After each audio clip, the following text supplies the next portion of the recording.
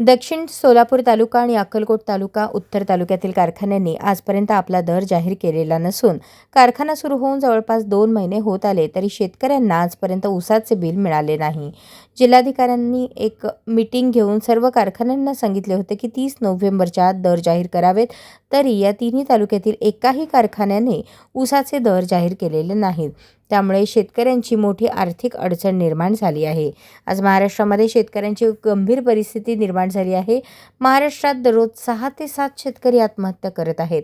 अशा परिस्थितीमध्ये शेतकऱ्यांची आर्थिक परिस्थिती खालावत चाललेली असताना एकीकडे शेतकरी संघटना ऊसाला 3,500 रुपये भाव द्या असे म्हणून आंदोलन करत आहेत, तर दुसरीकडे कारखाने ऊस दर जाहीर करत नाहीत। शेतकऱ्यांच्या बिल FRP मध्ये द्यावे असे बंधनकारक आहे। हे सर्व नियम कारखानेदार हे धाब्यावर बसवलेले आहेत। त्यामुळे याकडे प्रशासन, शासन, जिल्हाधिकारी तसेच साखर आयुक्त यांनी लक्ष द्यावे अशी